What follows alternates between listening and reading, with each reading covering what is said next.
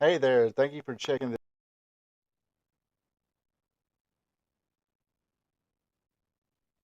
Hey there, thank you for checking this out. If,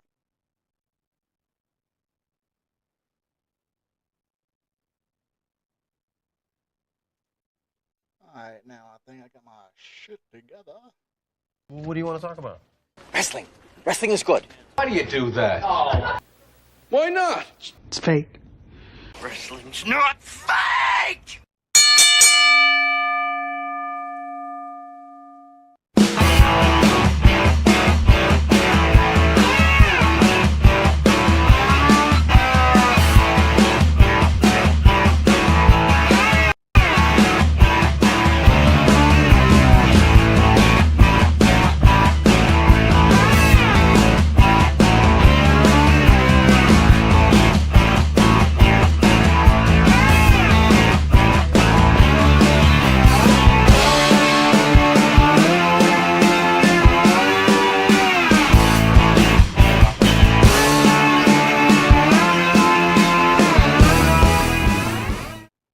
Hello, ladies and gentlemen, Ronald right here, your boy with a cornbread accent. Welcome you to this week's edition of Spot Show Live Stream. Got a few things we're going to talk about tonight. We got somebody coming off the injury list, and somebody's going to be on the injury list in the WWE. Even though nobody's seen this person in a while on TV, at least on Dynamite, I don't watch much Rampage or uh, Collision these days. But Nyla Rose has made the news. Speaking of AEW, going to give some AEW Dynamite, or excuse me, AEW Dynasty predictions. Going to talk about some tag belts and pretty much segue that into some bullshit time. So buckle up. Hopefully everybody enjoys it. If you do, hit that like button. Also, join us in the chat, or if you catch a replay, leave a comment. Let me know what you think. Also, be a champ and click on that subscribe button. Without further ado, let's let it rip a little bit here. First thing I want to talk about is somebody who has returned from the injury list. That is Sheamus. This week he came back, went up against Ivar, was victorious in that match. Um,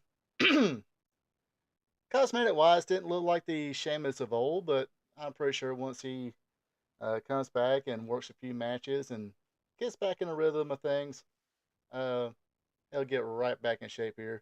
Not sure what they're going to do with him right now. Probably just work a few matches and, glue him in somewhere. Um, I'm not even sure good spot he'll be at. Of course, got the draft coming up. I think next weekend, weekend after next, or the not next weekend, but the not this coming Raw or Smack. Oh yeah, maybe next Friday's SmackDown and the following Monday's Raw. I think they're going to have the draft. So figure out where things go there. I'm pretty sure things will start cooking from there. For Sheamus, got to put him somewhere. If he was somebody, that's right off the top of my head. I just don't know. Trying to think of a good person he could. Trying to think of a good young talent he can go. Maybe Bronson Reed. I think him and Bronson Reed, as far as that big man versus big man type match. I think Sheamus is far along enough in his career he can actually lead somebody like a Bronson Reed and maybe teach him a few things. Even though Bronson Reed he is pretty good, big guy he is pretty good. Just Bronson Reed is one of those guys that feels back in the territory days. Oh my gosh, Bill Watts, Ole Anderson, gosh, they will love that big kid, uh, and use him very well. Unfortunately, though, we do got some bad news coming out of WWE. Uh, whoops, I forgot to set everything. My bad, folks. Yes, Rhea Ripley. She is injured now. Apparently, during that little melee with her and Liv Morgan, uh, she wound up getting injury on her AC joint. And let me scoot this over a little bit. If you watch my WWE Raw recap, I try to point it out, and I meant to when I was putting everything together, my crack team of myself, pre-production, didn't include picture of it, but I'll try to point out again. It's right along here. Oops, let me. Kind of underneath that collarbone is your AC joint. So don't know if it just got pulled or dislocated or what happened, but unfortunately, she was forced to relinquish her WWE Women's Championship. A lot of people kind of sad ways about that in the internet wrestling community, but I look at it like this. Uh, okay, you get the Judgment Day out there. Finn Balor, booed a little bit. Damian Priest, kind of mid, mostly booed. Just depends on the circumstance. Dominique booed out of the building. Rhea Ripley, popular as hell. Uh, over like Rover. Um, so, I mean, every time she comes out, she gets cheered from the whole crowd. So, I mean, do you really want her to keep the belt when she's injured or build up a story of her coming back to recapture the belt? Uh, I think this was a smart idea on the creative part of the WWE. Go ahead, let her relinquish it, put it on somebody else. That way, because you got to work the community now too, along with just the fan. You got to give the fans a good story and work the community. And they're, they're doing probably the best job they can at doing that. And this is going to be one of those ways they're going to work the community and give the fans a good story. Fans like me and others, a good story. Uh, you relinquish the title, the community, internet wrestling community, they'll get, oh, why? Why did they take the belt away from her? Well, if they kept it on her, the community might turn on her. Like, oh gosh, she ain't been there. She's injured, and why did they just, it might split the community, especially somebody who is as popular as Rhea Ripley right now. So let her relinquish it. Uh, get healthy. Hopefully, she gets a speedy recovery, full recovery. Gets back in there, and the story will be whoever has it. It's just a placement holder right now until mommy comes back and beats her for her, her meaning Rhea Ripley's women's world championship. So, good move on their part, I think. But like I say, these days and day and age, you gotta work the community. Let's see, Joe King's here. Joe King, oh, Joe King. Joe King says she could beat most the roster one arm. Legitimately, yeah, but come on. We gotta have a story here. Come on. Come for the wrestling, stay for the story. I heard that again from somebody. Uh, and I'm pretty sure that person heard somebody else. Hold on a second. Let me take a swig here.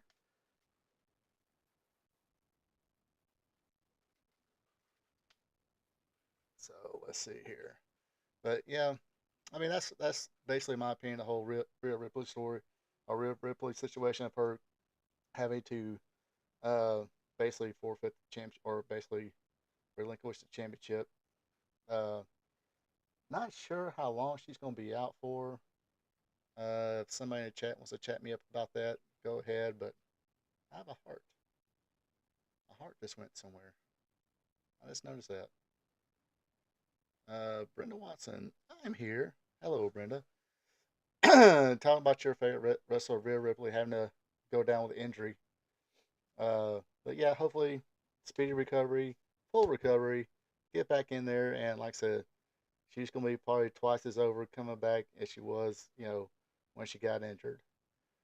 Let's see. Now let's venture off into AEW world. Like I said before, haven't I don't even think she's been mentioned on TV lately. I don't watch Rampage. I don't watch Collision like I did.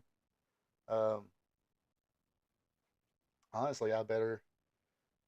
Yeah, I mean I hate it too, but like the late great Steve Dr. Williams said, it ain't ballet, brother, or in her case, Hey, ballet sister or mommy.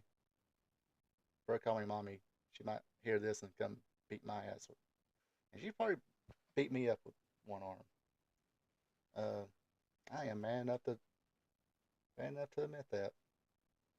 But anyway, yes, like I was saying, going bouts to the AEW. Haven't heard or anything mentioned about Nyla Rose, but all of a sudden, Nyla Rose is in the news. Let's find out what it is. So apparently, whoops, what happened here? Anyway, here we go. Let's see. The Oklahoma Commission issues warnings against All Elite Wrestling after intergender match. Oh, the jokes write themselves on this one. I'll I'm not even gonna promise anything.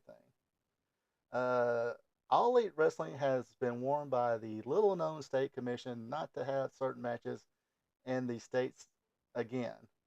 All Elite Wrestling, a professional wrestling company based in Jacksonville, Florida, held its first ever show in the state of Oklahoma on January 20th, 2023. Hello, Karen Poole. Here. Raise your hand if you're here. Sorry, every time I see somebody say here, I think of elementary school and all that. Here. Somebody call your name here. Anyway, back to what I was doing. During that show, a famous transgender wrestler, Nyla Rose, had a match against cisgender wrestler Alejandra Leon, or Lion. Rose defeated Lion. God, AEW loves their virtue sealing, don't they? Anyway, don't. Was that on a? I don't even remember that being on it. Let's see. I guess that could have been a Dynamite.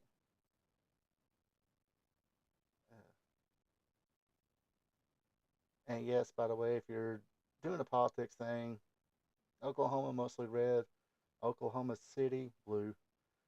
Anyway, the commissioners believe that that was against the rules created by the Oklahoma State Athletic Commission, which oversees wrestling, boxing, and kickboxing in the state. How often does here? I see your hand raised. Hey, if you got a question, raise your. I'm just kidding. Anyway, is that the reason WWE kind of said wrestling was a work because they get away from these commissions? And how often does WWE go to Oklahoma? And does Oklahoma that nobody? Anyway, uh, I hate to rag my. I was actually born in Oklahoma. Born in Oklahoma. I think I left behind a bunch of crappy diapers because that's don't remember nothing about it. Uh, then same thing with Louisiana. Family lived there. Then we moved to Georgia. Anyway, this issue life on is over with at this point. So anyway, there's a ban on intergender matches in Oklahoma according to OSAC's rules. The commission will not improve sanctioning permits between human participants and non-humans or between males and females. A male participant is a person of the heterogametic, I hate big words, sex born with the XY chromosome. Females participating, a female participant is a person with the chromosomes XX. Yep, I think those of us that are normal know that. At the OCAC's January 3rd meeting, the Nyla Rose match was brought up for decision.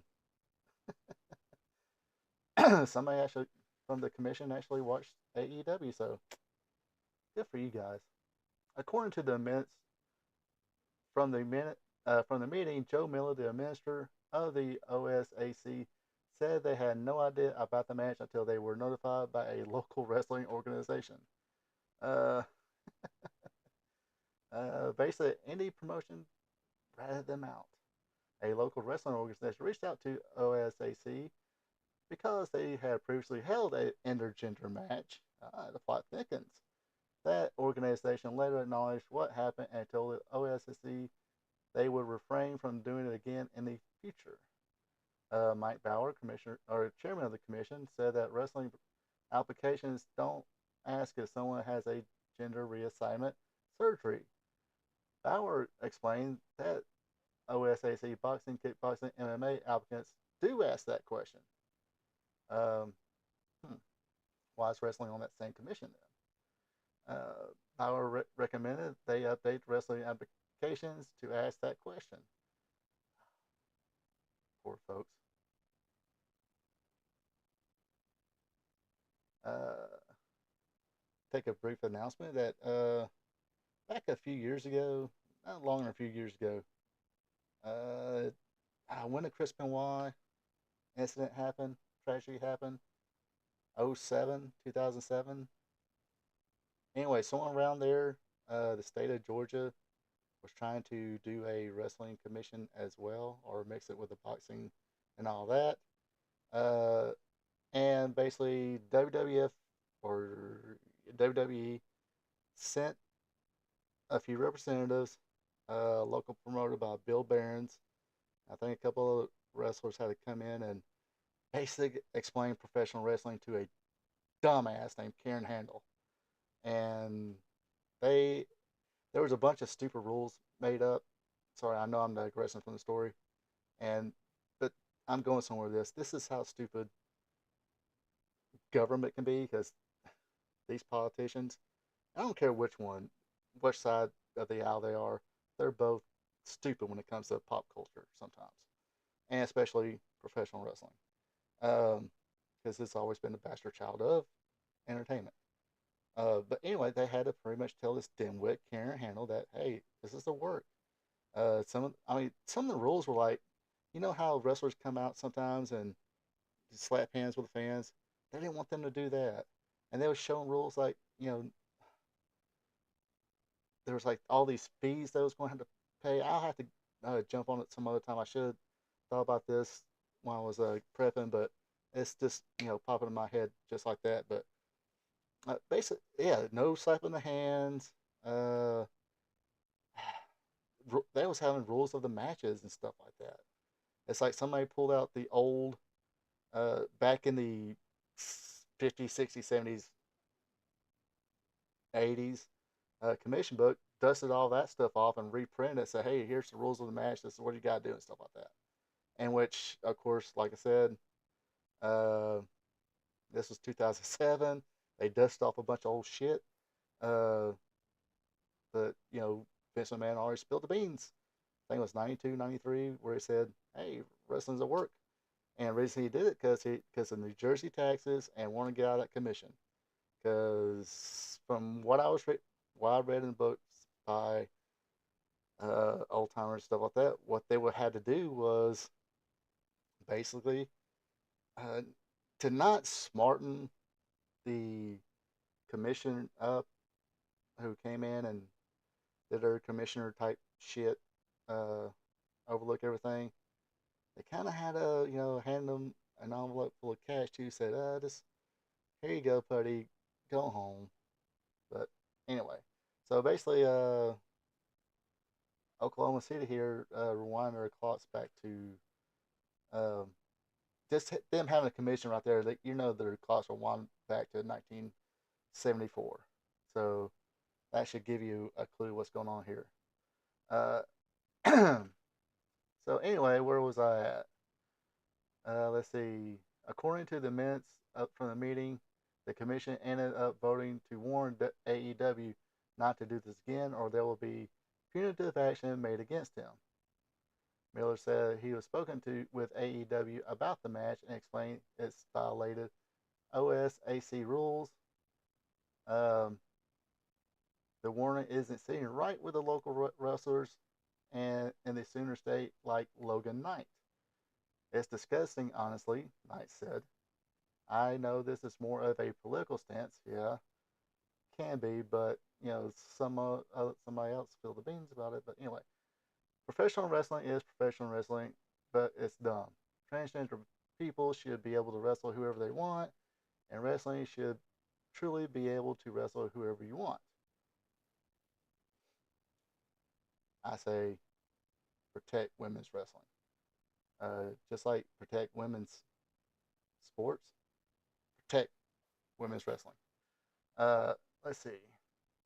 Knight says he's among the group of wrestlers finding out that OSAS were not voiceless. The people, they have a voice. Obviously, you can only do so much with social media. As much as I keep barking on social media, it's bound to fail onto the right person's laps. Get in front of the eyes. Maybe we can get some actual support. Actually, legally, take down take the commission down. Nyla Rose tweeted about the warning from the OSAC, saying in part, "Don't worry, Oklahoma. I'll find the dastardly transgender that checks notes. Entertain fans. How dare they make people happy?" Uh, Rose Rose's opponent in that match at the Paycom Center, Alejandra Leon, or Lion, shared her support for Rose on Twitter. Truly at a loss for words. Reading this breaks my heart. Nyla is seriously one of the safest and sweetest wrestlers I've ever been in the ring with, and she does not deserve this kind of hate. And that's basically the end of the article. Fox 25 reached out to AEW for comment. This article will be updated once statement is received. So yeah, protect women's wrestling. uh, ah, where to begin with this? Okay, I am kind of me as a fan. I don't like seeing dudes against women. I mean, I know I hate to say it's a word because I'm not a wrestler. I'm not taking bumps. I'm not taking chops. So I'm not going to say it's fake. I'll say it's a work. It's predetermined. Yes, I'll say it's predetermined sometimes. Um, but I don't really like seeing it. But most times I've seen it, it's usually in a comedy deal. I can see it. But,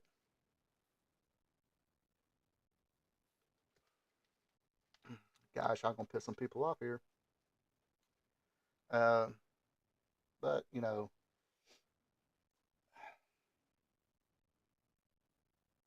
let's just say I can say I'm Superman all day long. I can wear the blue tights with the red underwear on top, the top cape, and say, "Hey, look, I'm Superman. I'm Superman. I'm Superman. I'm Superman. Look, look, I'm Superman." Guess what? As I'm pretending to be or thinking I am Superman, or what's the word I'm identify myself as Superman. If I climb off top of a building and jump off, gravity's going to science known as gravity is going to show me really. I won't say quickly, probably not as quickly as I really want to, but it's going to show me that I can identify as anything, but uh, gravity, science, it's going to tell me, no, you're not Superman. Splat. Take that as you will. Uh, Speaking of Nyla Rose, I wonder if she ever thought of getting into acting. I mean, I ain't seen her. Like I said, this must be a Rampage match. I'm trying to think, did I do anything? Did I even watch it on the 20th? Did I even watch? I'll have to go back and see. I even recapped it because I know around that time it was getting close to Christmas and was kind of trying to take a break from stuff and stuff at work. Kind of got busy, but some of my recaps were a little few far between. But hey, I'm trying to catch back up here. But yeah. Anyway, wonder if Nyla Rose ever thought about acting. Because I'm telling you, if they ever remake this movie, Never Too Young to Die, it's a movie with John Stamos, Vanity, Robert Englund's in it, and Gene Simmons. Gene Simmons played a part played a character named Velvet Von Ragnar, who was a transgender or transsexual. Uh, and there he is as the evil character Velvet Von Ragnar. Uh, but if they ever remade that movie, she could probably take over Gene Simmons' role and play his part. I mean, check it out. It's close, guys and girls.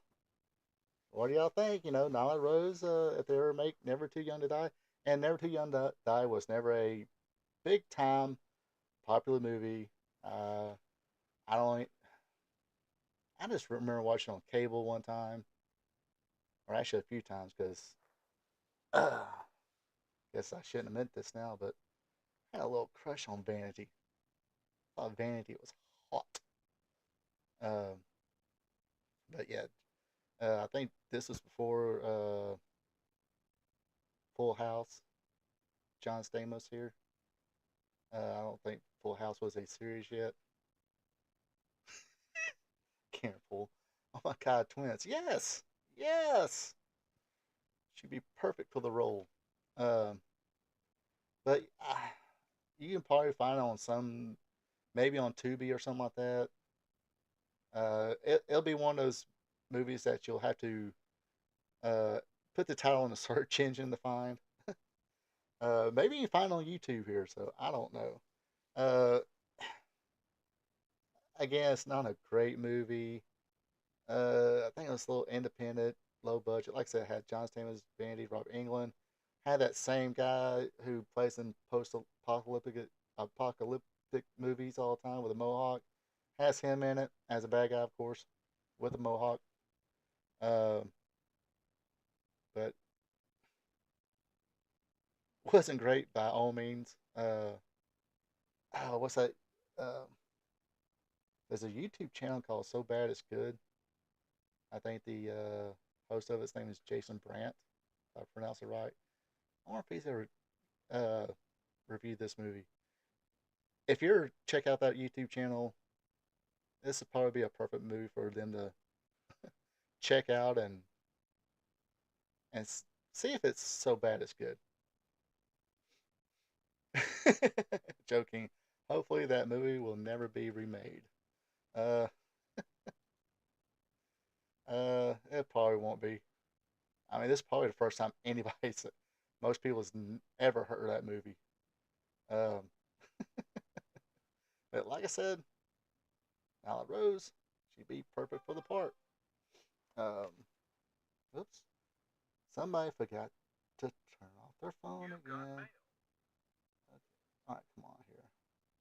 This is, of course, part of the show where your host here forgets to shut the uh, sound down on his phone, or put his phone on silence.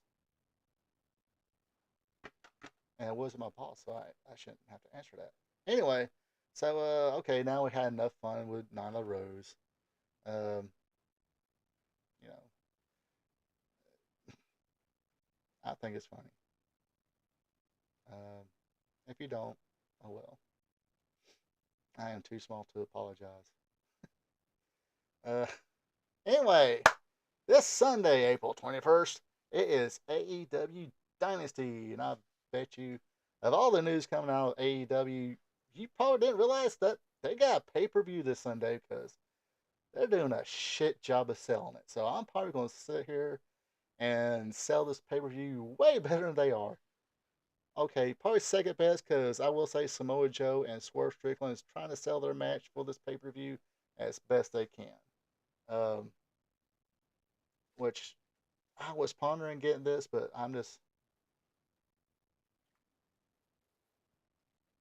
not going to be able to. Uh, I gotta go to work way too early Monday to watch this. Uh, maybe I'll catch some of the highlights. Uh, maybe catch it somehow. We'll figure out a way. Anyway, so yes, uh, we do have here. Dynasty coming up. Let me. Whoops. Let me not do that. Not screw it. That was so big enough. All right, so gonna give some predictions here, even though I probably won't watch it. Um, but we'll see how I do on the AEW my AEW pay per view predictions, even though I don't watch this enough. So here we go. 0 hour match here for hey, it's titles for titles. The Ring of Honor 6-man tag team championship versus the AEW Trios Championship. Winner take all. It is The Acclaim with Daddy Ass going against Bullet Club Gold. I really want to see Bullet Club Gold win this. And by golly, you know what? I'm going to say Bullet Club Gold wins this. Why not?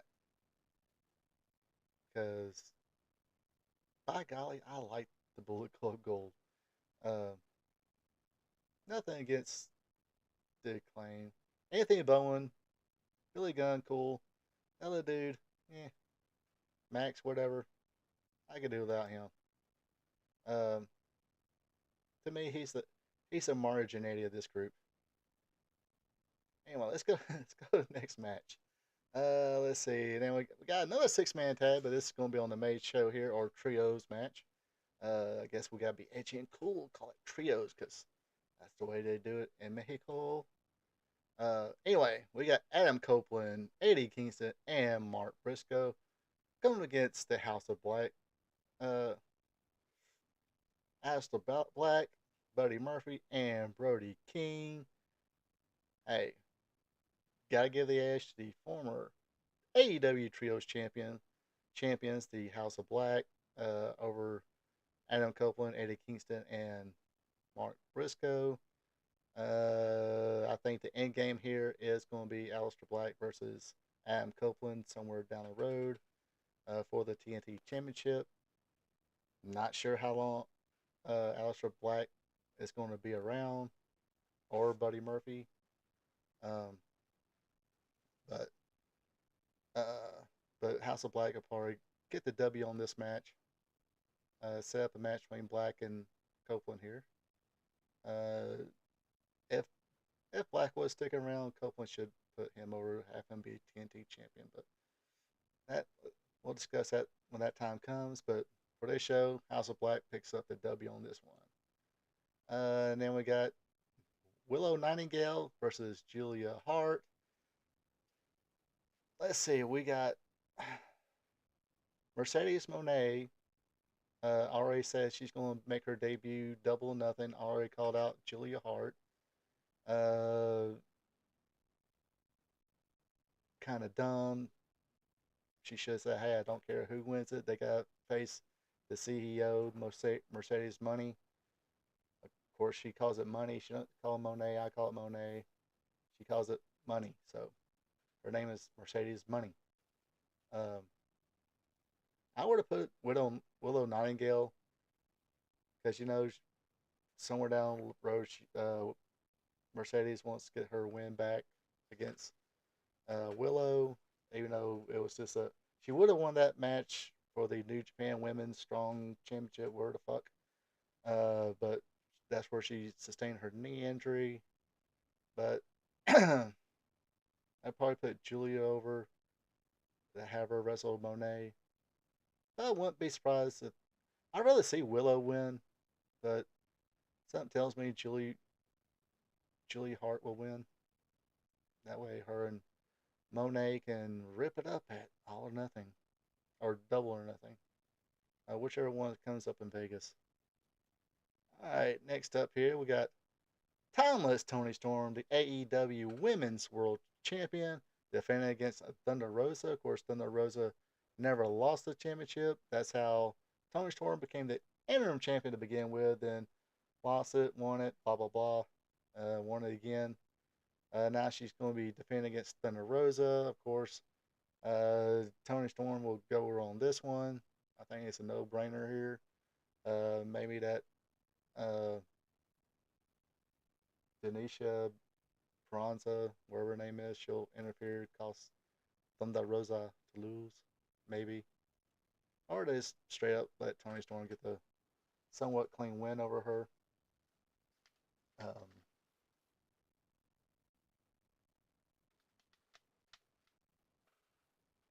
Either way, I just don't see Thunder Rosa coming out champion. Let's see here. Anybody watch this bullshit on uh, Dynamite last night? I like Chris Jericho. He's going to be one of the great ones. I'm not sure.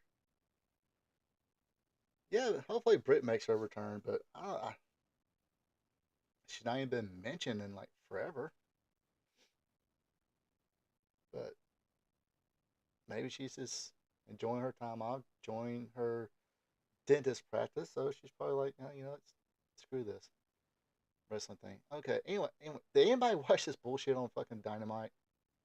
Uh, like I said, I like Chris Jericho. Don't know when his contract runs up. I hope he doesn't renew. I hope he makes his way back to WWE. Of all things, get put in their little Hall of Fame. Let him have his ceremony. Maybe one more retirement match and just call it quits because uh, it's almost getting to the point where he's stuck around a little too long. Uh, there's nothing he can do to make AEW better unless he becomes the number one creative person there and doesn't wrestle. Maybe he can do something there. Uh, Other than that, that's about it.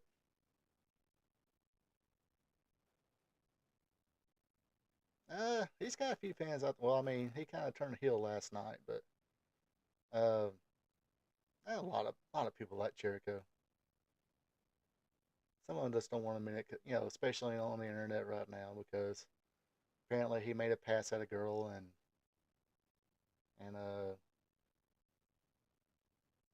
she said no and nothing was done of it except for she got her panties in one and they had to sign some NDA also, blah blah blah, some bullshit. Of course he didn't want it. Damn, have his wife found out that he was making passes at girls. I mean, I guess that's a crime now. Who knows? Different subject, different channel. If you're in one of these real world non-entertainment shows, um, I'll speak my opinion there. But this ain't time and place to speak about real world shit. I'm here to have fun. Goddamn it. But yeah, I'm a fan of his, but right now his matches ain't been that good. Uh,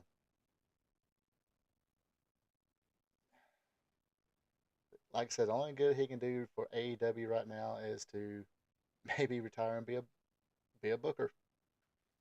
Have some a lot more creative control than, or have Tony Khan give him a complete, at least the final say. Give him a little committee, then let Jericho have the final say. So maybe he can get this shit to make sense sometimes instead of just dumb shit. Uh, Hook, I'm try to like him, but sometimes the way they book him, it's like I get it. He's Taz's kid. He's probably a legit kick-ass dude, but again, this is pro wrestling. If you want to be a real kick-ass dude, should have gotten MMA. Um, well, I'm glad you're a fan of Joe. Anyway, this match is for the FTW Championship. Yeah, I mean he's got a great body of work, but right now is not good. But this match here, the only thing that does make sense if Chris Jericho wins, he's done put that kid over once. I mean, he pretty much let Hook squash him in one match. What's the point of them having another one? Unless this is where Chris Jericho teaches him a lesson. Don't trust anybody. Blah blah blah. Kind of like the whole Manam TA Wrestling 2 angle they did way back like 1984 in Mid South. Of course, they're not pulling off as well as Mid South, but uh, now I'm hoping Chris Jericho wins this match, take that FTW Championship belt, and throws it, gives it to gives the real one to Taz. Somebody give him a fake one and freaking toss in the river somewhere. Um, yeah, it is. This championship is pointless. Uh, if you don't get the kid over, let the kid get over. But yeah, that whole segment last night, just Jericho shoved Taz, and then uh, Hook just walks over, looking all mean and shit, and Chris Jericho just leaves. I'm like, okay, this somebody punched somebody here, or it should have been, Jericho. The way I probably would have had it was Jericho shoved Taz. Hook comes in, attacks Jericho, and starts wailing on him. Uh, then after he checks on his dad, that's when Jericho rolls back in the ring, gives him the Judas effect or one of his finish or one of his moves, and lays him out. Kind of build some kind of tension, but solidify, hey, yeah, I'm definitely healed now, or kicking the balls or something like that, not just get out of my ring. It was this cringy. But anyway, onward. Yeah, did I go ahead? Did I say Chris Jericho wins? That's the only thing that would make sense, but definitely wouldn't surprise me if Hook wins. But the only thing that really will make sense is Chris Jericho winning. Um,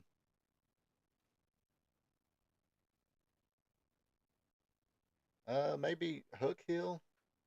Why would you turn a Hook heel? No reason for it. I mean, Hook already gets good ovations.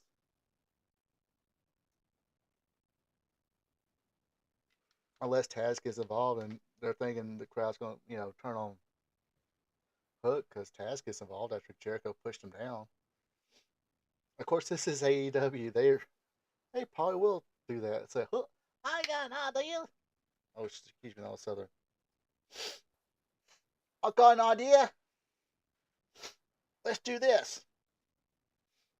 Anyway, uh, Kenshike Okada versus Pac for the AEW Continental Championship. Yes, they got another championship called the Continental Championship. Not to be confused with the Continental Championship from Continental Championship Wrestling in the 80s. Um, Time for him to take the next step. Yes, called the WWE Performance Center. Rumor and innuendo. I'll pull it up later. The rumor and innuendo is Taz is trying to get negotiate Hook into going to WWE. Uh, Even though Taz does work for AEW, he's like, okay, kid. Uh, they're not. They're not really helping him. That AEW is not going to help young talent grow. That's not them. Uh, I hate to make the comparison right now, but AEW right now is kind of like WCW. Somebody else builds them. They get a name. Then AEW will pick them up just like that. Not saying WWE won't try or won't. It's just that WWE has got their performance center and stuff like that to where they will try at least attempt to, you know, um, have young talent just kind of emerge and take their steps. Now sometimes they take those steps, it's not really working, so they do kind of go to Japan or Independence or wherever, kind of trying to find themselves. But then they come back, Drew McIntyre, Cody Rhodes, uh, who else? There's been plenty of people who do that. Um, that led, came back bigger, better, stronger. But but anyway, so yeah, now we got Okada versus Pac. And by the way, Justin Roberts has got to be the worst in ring announcer of all time. Uh, he sucks. I don't know what the hell is deal with his little pauses and stuff like that, or repeating rated R, R rated, superstar, superstar, Adam Copeland, Adam Copeland, whatever, however he does it. It's just, I mean, last night he was during a 6-man tag. He announced his Pac, and here comes Pac, and here's Justin Roberts and their partner. Here he is, the bastard Pac. I thought it was Pac, but he kept calling him Pac last night. I was like, come on, spit it out there, Justin Roberts. Um, but yeah, Justin Roberts is kind of annoying as a ring announcer. Anyway, so yeah, Okada versus Pac or Pac, whatever you want to call him. Of course, Okada's going to win this with a Rainmaker. Um, not going to let him do the JOB this soon. So definitely going to be Okada going over on this one. Let's see. Should be a decent match, but Okada wins. Uh, yeah, I'm going to do a lot of talking on this one too. Uh, for the AEW International Championship, we got the International Champion, Roderick Strong, versus Kyle O'Reilly. You know what? They missed the boat on the whole Devil Mask guy, who the devil was. I didn't know. I really didn't know he was ready to come back so soon. After that, I was just thinking about it the other day when I was looking at it. I'm like, you know what? They really missed a boat. They could have had Kyle O'Reilly been the devil. That actually, I mean, let's think about it. I know it's a few months away from after or a few months after the fact, but think about it. Kyle O'Reilly could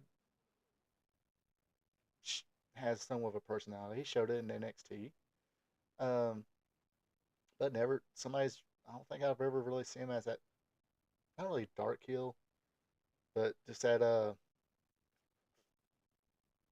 kind of that. I guess at first he'd kind of be that manager type deal, the Gary Hart type, or the Gary Hart slash JJ Dillon heel, where he's this sits there and kind of this list of things, calmly tells people things, and this would have made sense because he could have came back and they're doing the why Cal why. Well, he could have got there and spoke real calmly, like, look, uh, Adam Cole has turned his back against all of his friends, and I had to sit there and watch it. So I deviated this plan and not only cost his new best friend MJF the world title, but I put him on the shelf. We put him on the shelf a little while longer, and we put them both on the shelf. Then let them run havoc all week. But you know, I didn't think about the time until he did come back. Because he's back now. Again, one of those. Kyle was never really a body guy, but man, he just really kind of let it go here. Uh, could let him, give him some time, let him wear a suit or something like that. Be that, uh, be the voice of the group and gave those kind of slow, methodical promos and stuff like that. Not this like kind of like Jake Roberts used to do. Uh, I mean, I don't know his education or anything. Uh, I don't think Kyle O'Reilly's a dumb guy. I heard him speak up a few times. Uh, I didn't know he was Canadian. See, you learn something every day. Let's see. This doesn't say anything about any kind of education as far as life before wrestling. It's just a little shot of his life, and oh, I didn't know he had type 1 diabetes either. Let's see. But yeah, I don't think he's.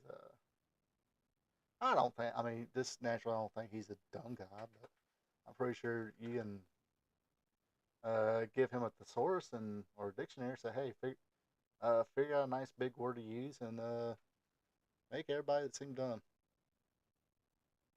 But yeah, I was kind of thinking about that. Maybe they kind of missed the boat and not having Kyle O'Reilly be the devil. But too late now, and nobody cares about that group. I don't think because they're they're barely on Dynamite. Let's see. Next match here. Oh, what the world needs now is an AEW World Tag Team Championship ladder match featuring the EVPs Nicholas and Matthew Jackson, the not so young Bucks, versus the Revival. And of course, this match, whoever wins this match will be the first ever 3-time AEW World Tag Team Champions. It's going to be a ladder match. I like FTR, but I think Young Bucks going to win this one. They're pushing themselves pretty good here lately, so why not have a nice little ladder match and Okada probably get involved um, and cost them the match and have the Young Bucks or the EVPs win. Oh, excuse me, folks. All right. After that, we got Brav. We got Will Ospreay versus Brian Danielson. Um,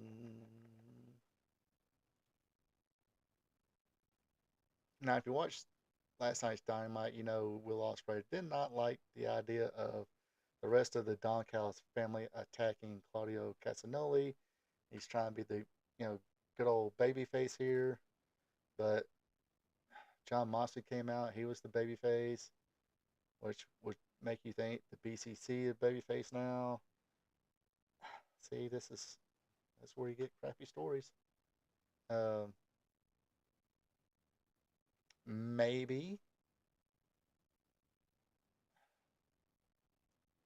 I mean, it should be yeah. I think it's going to be a bang up a match, bruv. But they don't know shit about storytelling. Will Ospreay just get the clean win over Brian Danielson. Um, that's it. They don't know how to do stories. It's a pay per view. Will Ospreay go over.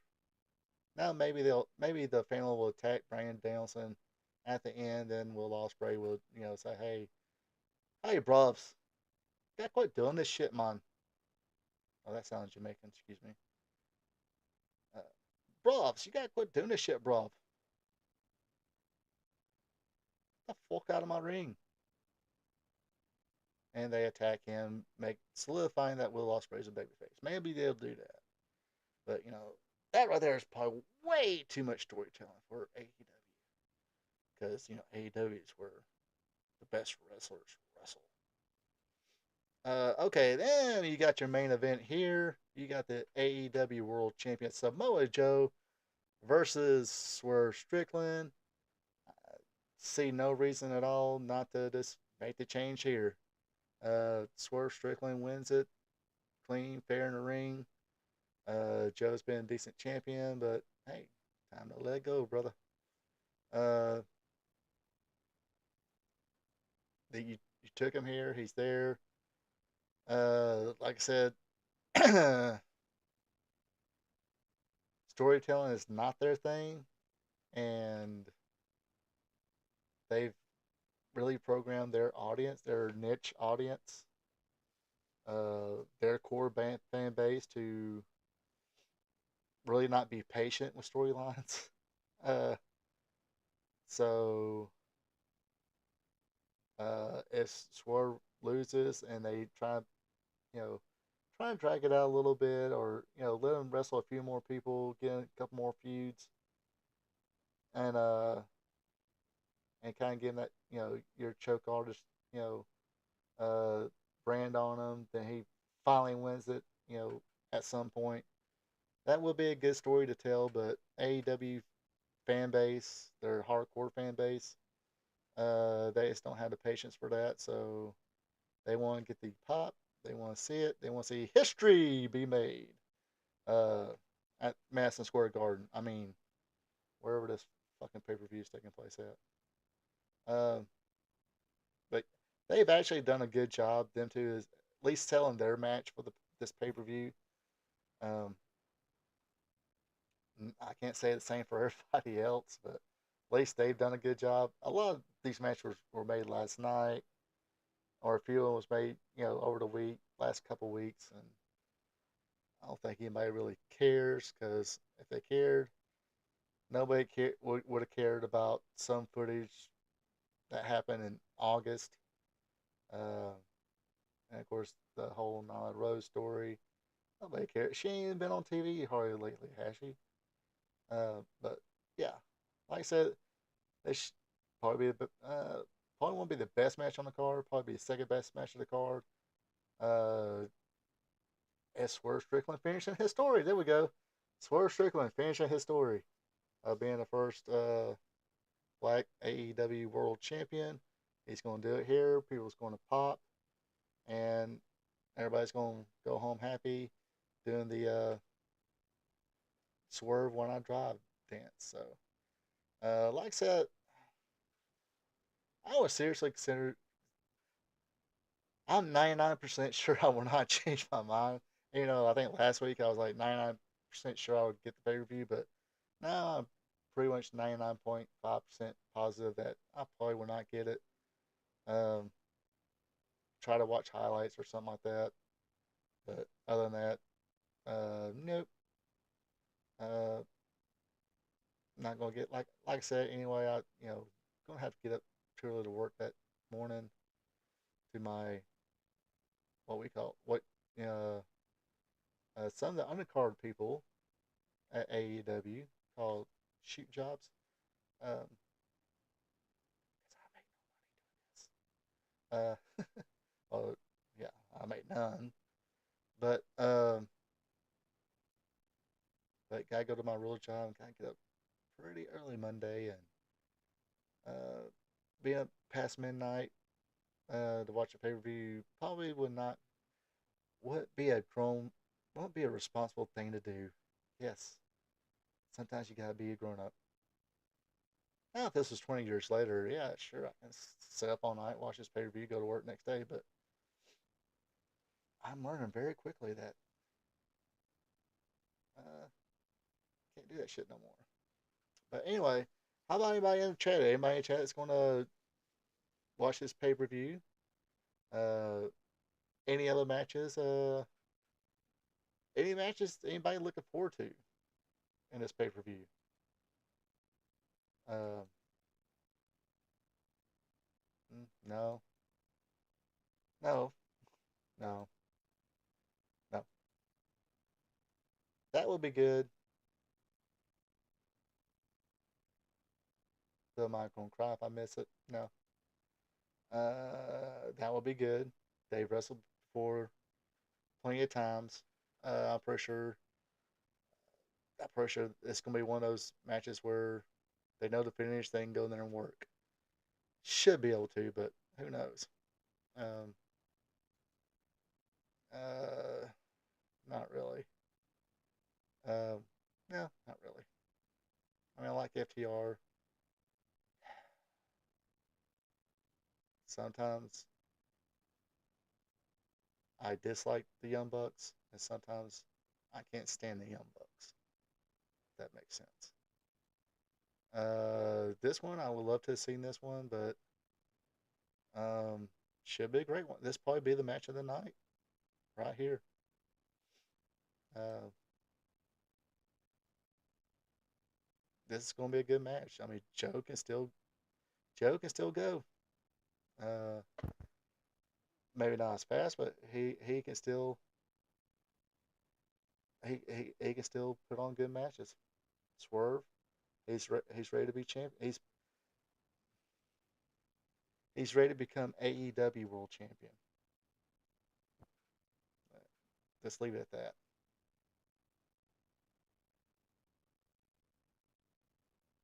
Uh, can't get my replay bar to cooperate. Oh, reply bar to cooperate. A banger can. Oh, can't. Okay, but yeah, I think I'm like 30 seconds ahead of you guys. I ain't figured that out yet.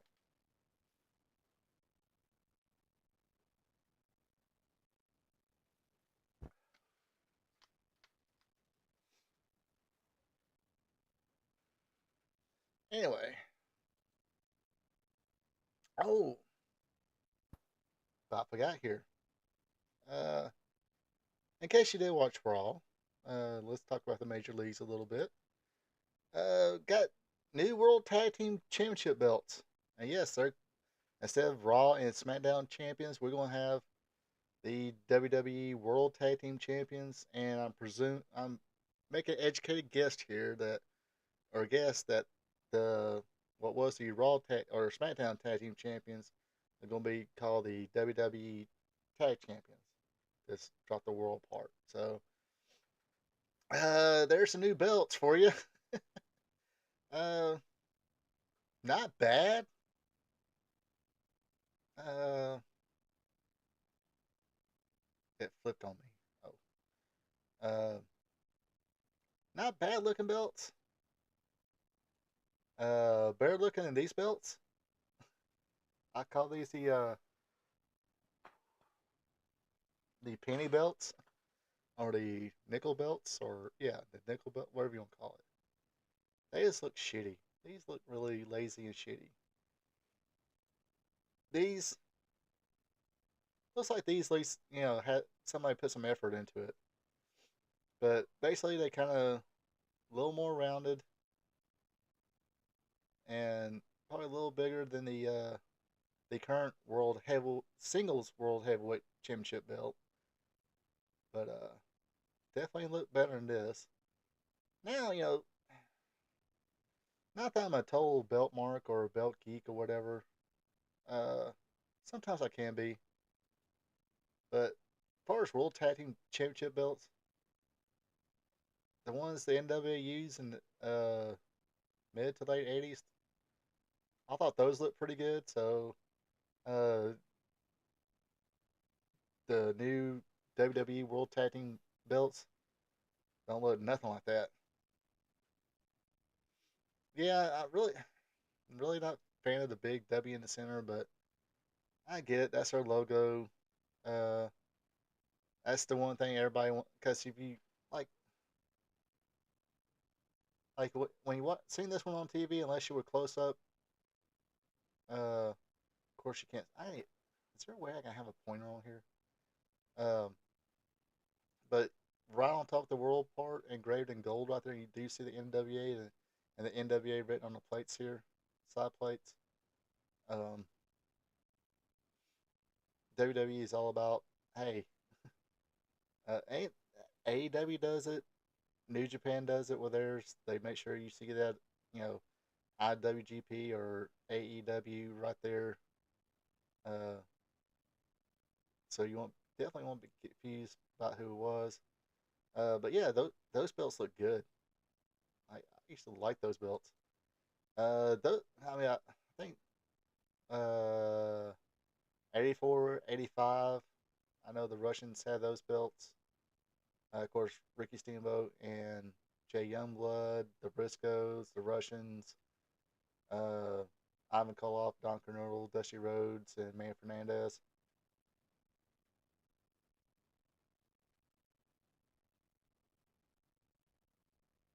Yeah, the ones right now look gigantic.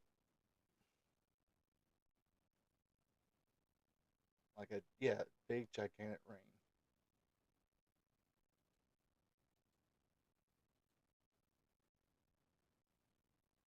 Yeah, yeah, I see what you're saying there. Except for you gotta have a mighty big fucking finger. I don't think Andre had that big of a finger, but yeah, I see what you're saying there. It does look like it. I cannot unsee it. But those belts look good.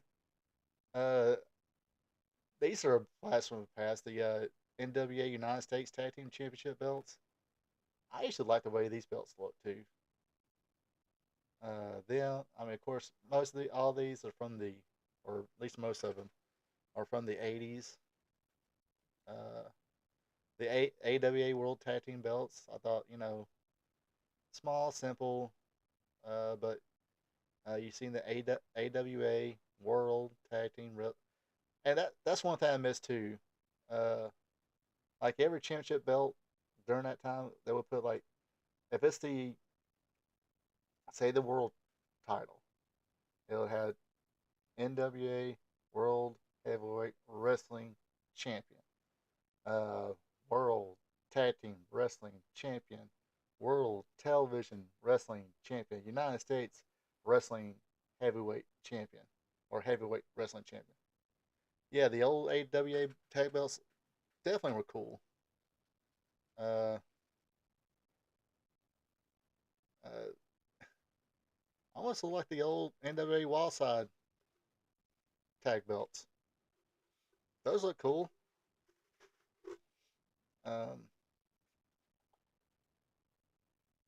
the UWF tag team belts, I thought those looked pretty cool at the time.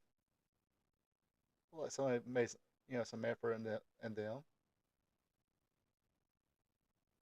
and some of these might be just copies too. Let's see what else we got. And for some reason, even though these were small, uh, just something about them, they look pretty cool. The world class wrestling. See again, world class tag team wrestling champions. Gotta love that. Uh, but they had that same design. Actually, the Mid South had the same design too before they went. They changed their name to the UWF, and the AWA Southern Tag Team titles were that same design too for a while. A lot of tag belts had the same design, but I like that design. It looked pretty cool to me. This basic, small, you know, you know what it is. Looked pretty decent. Now, as far as the modern age belts, I gotta give credit to Ring of Honor. Ring of Honor has some pretty nice looking. I'm talking about not the Tony Khan every belt is silver. It looks the same. Uh, I'm talking about the original Ring of Honor. Now I think this was from 2012, I guess. Uh, that's a good looking belt there. In my opinion, that's a good looking belt.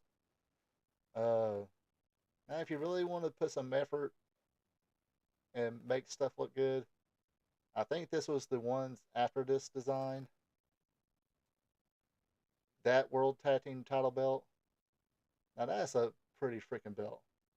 Yeah, the spinner belts were the worst ever. God, I this who in the heck? Sorry, there's something flying over here. But yeah, that Ring of Honor World Tag Team belt. I think that was. I forgot what era that was. So anybody in the chat or anybody in the comments later and on in the replay, let me know what era that. I don't know if that was the last ones, but that's a good looking belt right there. I mean, you can almost make that do that same design in a world belt, and it will look freaking good. And I mean, I'm not gonna sell them short either. I think the AEW World Tag Team belts look pretty good. Um, there's just some nice looking belts. Where's some good? I didn't have a picture of, but uh, should be mentioned. The old Even though they were kind of big and square, some reason I liked them. The old '80s WWF World Tag Team title belts, like the ones that Morocco, or not Morocco, but Valentine Beefcake held, the British Bulldogs held, the Heart Foundation, Strike Force, Demolition. Uh, Gosh, when did they stop those belts? Ooh, that's a good question. Um, but yeah, you know, they were kind of like big, square. That's the reason when they had the gave SmackDown their own tag belts, and it was kind of like that big, box ones or square looking ones, like the old ones. I thought that looked pretty good.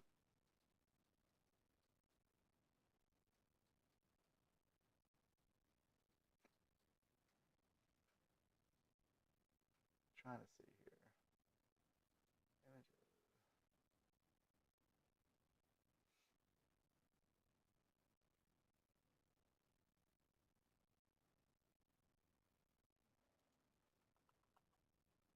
There's images, but I want to see.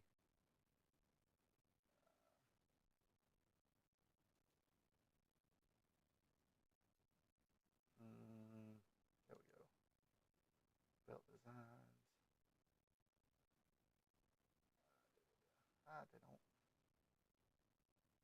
So yeah, I guess those. I guess big the big ones stayed around to 2002. Is that right? That can't be right. That could be right. I guess I can't remember that. Yeah, the TNA X Division belt was cool. The TNA Tag Team belts were cool too. Uh, they've had some cool looking belts, in their promotion.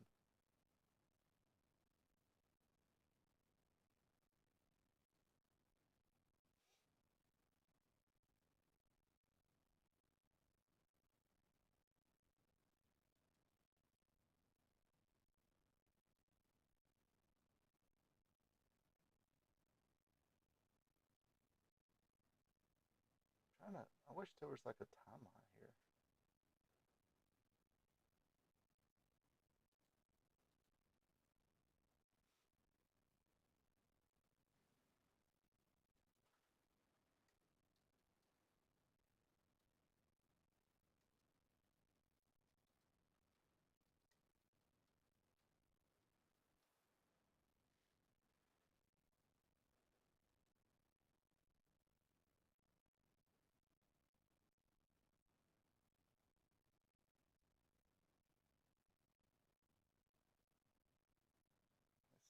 When were there?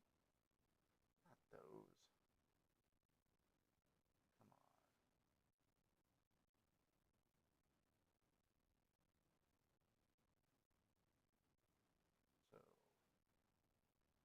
So, oh, that is right. The WF World Tag Team belts almost had the world class design as well. As I'm seeing here. Um,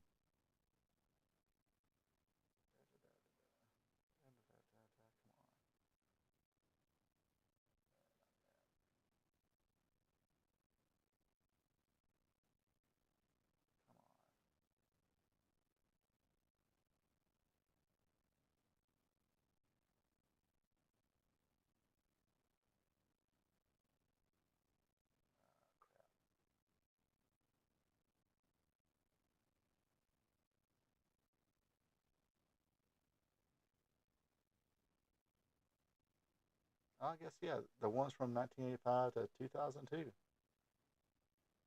Not bad. Yeah, yeah. I don't remember right, but yeah, I kept that design for a long time. Let's see, nothing more classic than the big gold belt from Flair and the big silver AWA belt Martel had.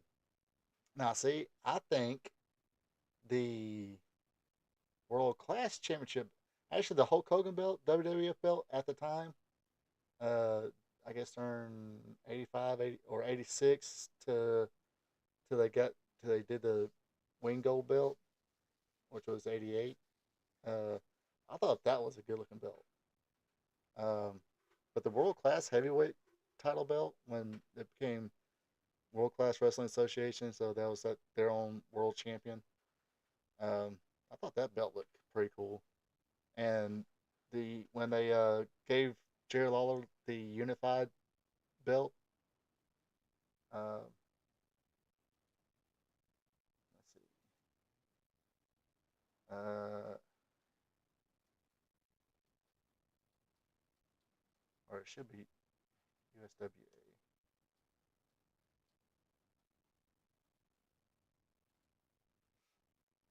Yeah, this one here.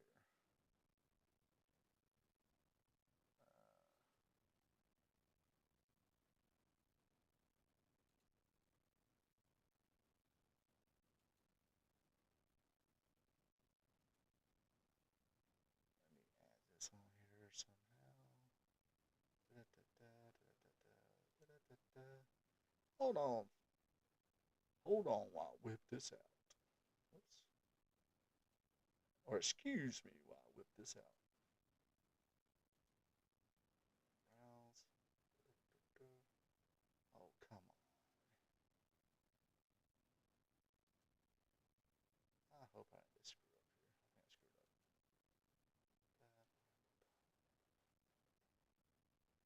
I screwed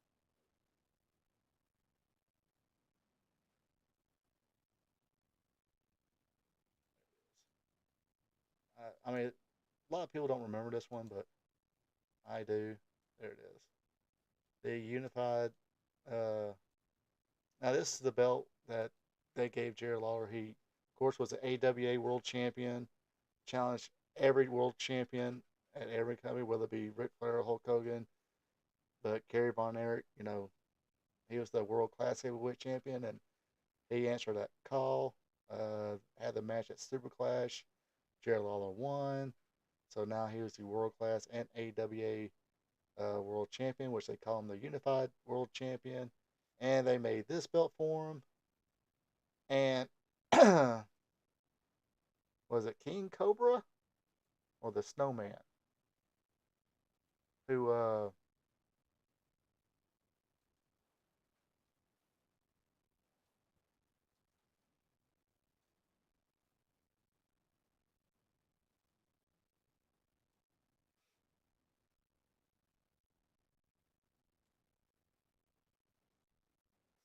so Jerry Lawler was the first one. Master of Pain, Jerry Lawler. Soul Taker. Yes. It was King Cobra. Was it? Oh no, it was Snowman back in 1990. Even though yes, King Cobra was a former was it? I believe it's a Snowman. Yeah, Snowman no shows title defense and it's business relationship. And I doesn't say here, but I think he actually pawned that championship belt. And for whatever reason, Jerry Lawler, Jerry Jarrett didn't want to get it all upon. So I guess Jerry Lawler still had the old AWA belt he won. So they just used that as their USWA Unified World Championship belt. Uh, uh, oh, that I know what's going to be a trivia question this coming Tuesday. I think I might have done asked it though. Maybe not. We'll give it a shot. But yeah,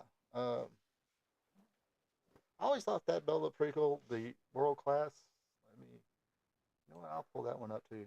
Oops.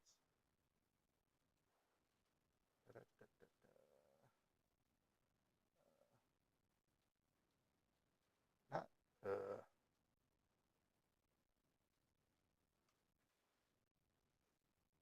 Yeah, this one. Let's see if I can find a better looking one. Better looking picture here.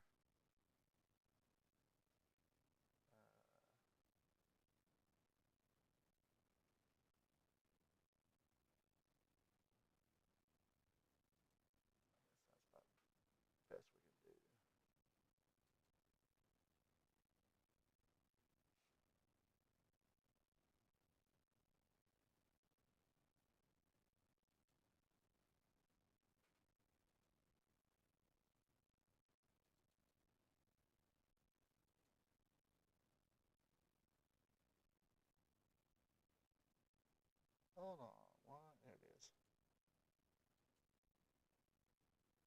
always thought that belt looked pretty cool. Pretty cool. Gotta blow it up a little bit.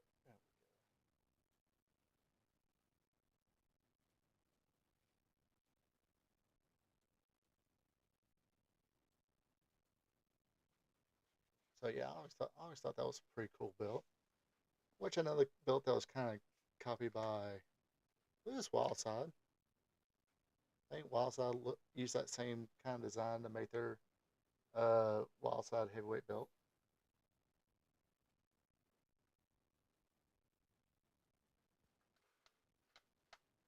Sorry, folks. But yeah, but not too many of today's belts. Especially WWE. I will say WWE. This um,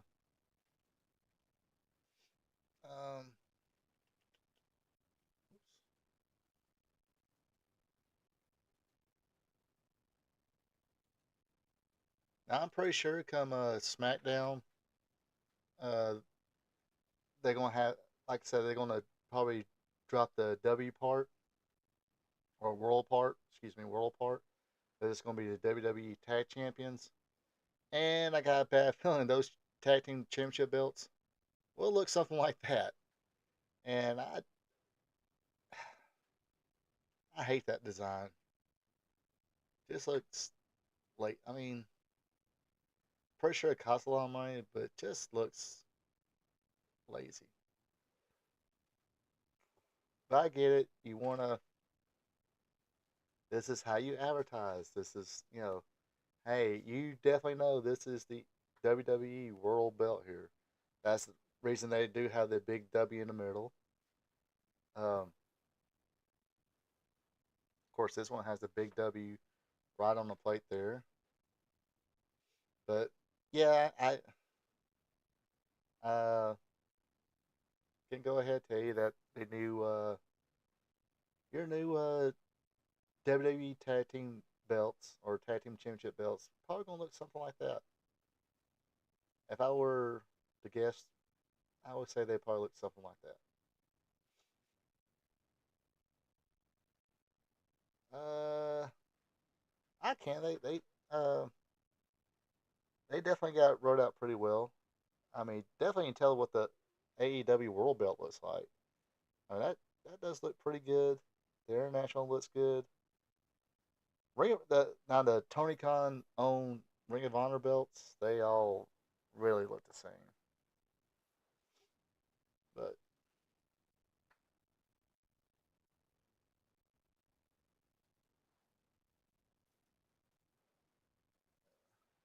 I mean, I will definitely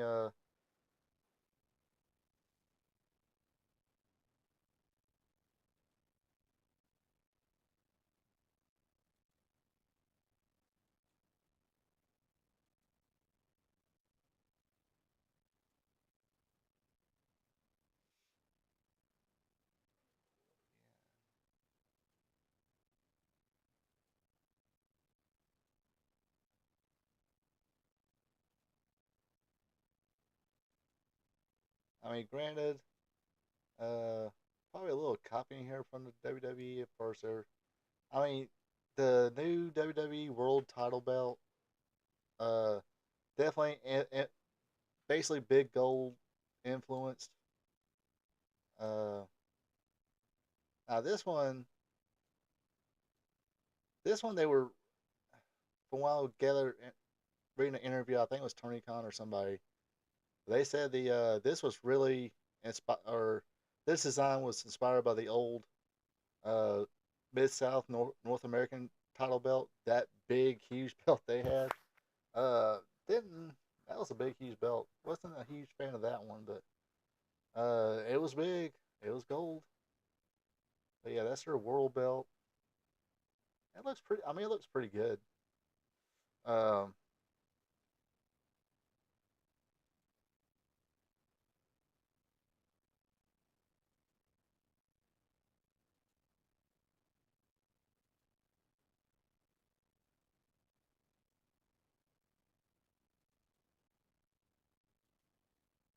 come on, wrong button.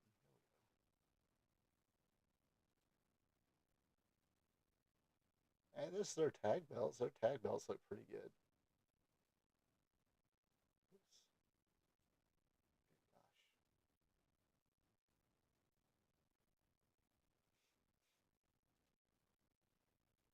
Gosh. I'm still here. I'm just going to shrink myself up a little bit.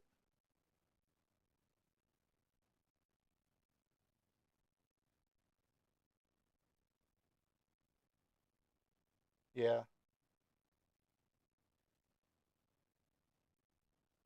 Did he ever get? I'm trying to think. Who did he buy that one? Did he buy Bray Wyatt at that Jocolot that one time? Or was it Vader?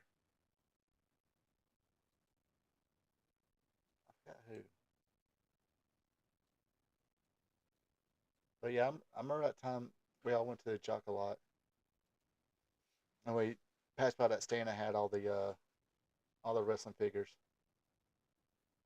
I think he was gonna get whoever that had, probably the Young Bucks or somebody who had the world. Their figures came with the world tag belts, and he was gonna get them, but the guy selling them wanted a little too much for him. A little too much for him that day. So yeah, was it Vader he got? Yeah, he got Vader that day, and that Vader looked pretty. That Vader figure looked freaking cool as shit.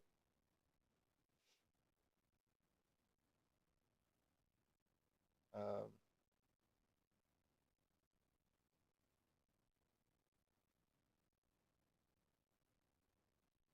yeah, I was thinking about that the other day. It's like, damn, I wish I had the time and the money at the time to go to those NWA Fan Fest they had in Charlotte at the time. But it was during that time either I had time or had no time and enough money to go, but no time to go. Then once I got time to go, didn't really have the disposable income to go because that's when the economy went. And my paydays were uh, a good chunk of my usual. What I was usually getting was wasn't getting no more. So that great recession there. But so you got the Mox with the world belt. That'd be cool.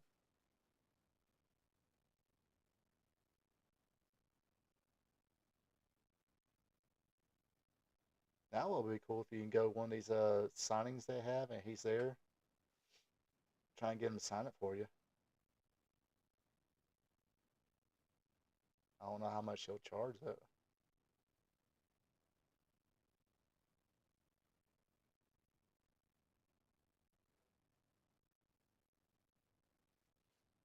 The TNT title looked pretty decent. The international one looks decent. Haven't really got a good look at the Continental Championship. I don't know.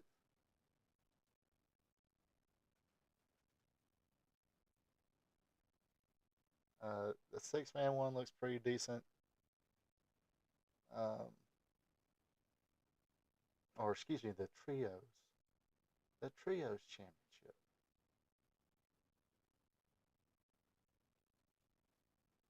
Okay, the old trios champ, not the. let me let me let me back up a little bit. The old trios championship, not the acclaimed scissor belts. Not in that one.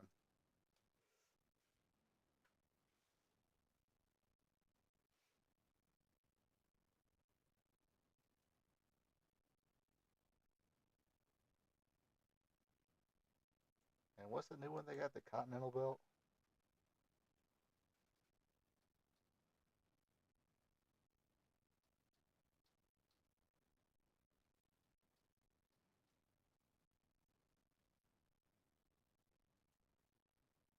Oh, that must be. That kind of looks the almost going for the old Intercontinental title.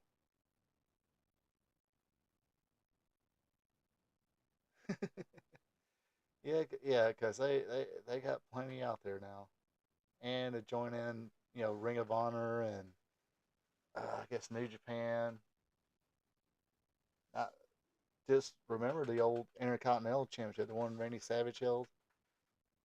Uh, Randy Savage, Ricky Steamboat, Honky Tonk Man. Let's see, Continental. Let's see here. Oops, wrong button.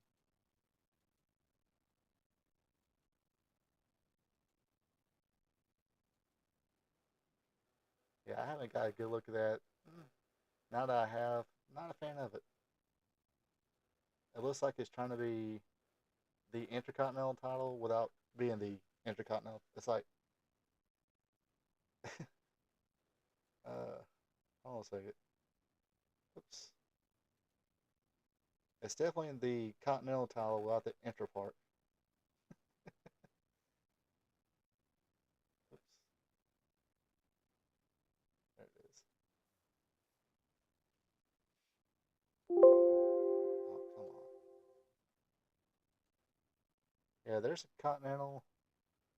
And you tell it's the Continental belt without the It's a Intercontinental belt without the Inter part. Kind of a lazy little design there. It's like the people who's been making for AEW is like, okay, dude, we'll just throw you something together. Gosh, how many more belts do you freaking need there?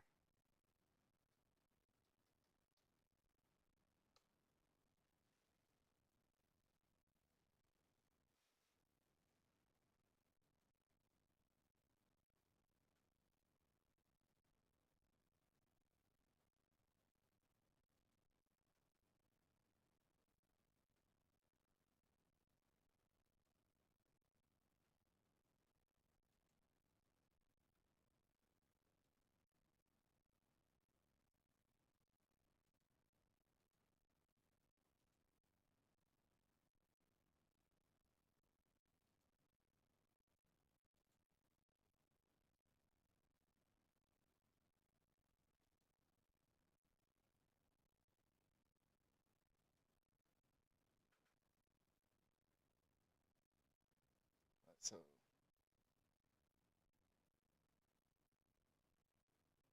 now the one Orange Cassidy had for a long time was the International Championship, which is come on, somewhere in here, right there. There it is. Wow.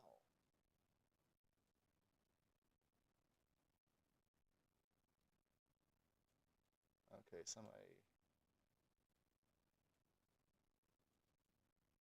I guess this was created on a wrestling game or something like that, but it's a pretty good outline of it.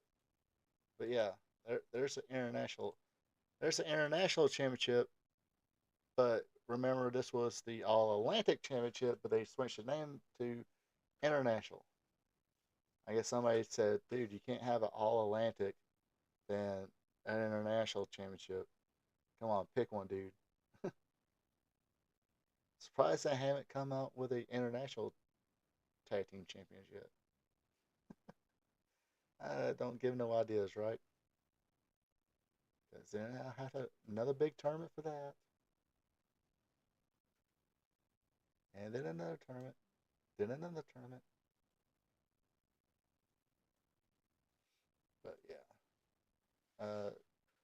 yeah, a lot of cool belts back in the day, but nowadays AEW. I wouldn't say it's confusion. I would say just too many. Do we really need a Continental belt to give to Eddie Kingston just to give to Okada? No. You could have. Uh, Now Roger Strong's got the international title, and I mean, wouldn't you want to put that on international stars like Okada, Will Ospreay, to kind of give it that oomph? No, we're just going to give him that. I guess Eddie Kingston is no longer the IWGP New Japan Strong Champion no more. Uh, thank goodness he's not the Ring of Honor Champion no more. Mark Briscoe beat him for that. But I don't really watch Ring of Honor these days. Not paying for a Ring of Honor streaming service. Maybe if I had a little more disposable income, I would, you know, if they had like a yearly subscription to it, I'd probably get it for the year. That way I can watch all the old Ring of Honor stuff till today. Oh, but yeah, they have way the stupidest fucking line last night. Out Excalibur, I think he said it. He's turned to a regular Michael fucking Cole. He said, "Well, this is a special occasion because in this mixed tag team match, we got the TNT champion and TBS champion facing each other." It's like, well, no shit, dumbass. Uh, the TNT championship is a male championship, and the TBS is a women's championship, dumbass. So you're probably not gonna see too much of that.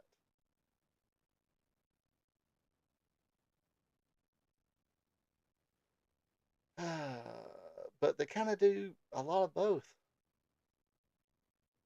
Yeah, I mean that's what's so sad. I mean, you did like when I was talking about the Dynasty card here. It's like you got talented people on this card.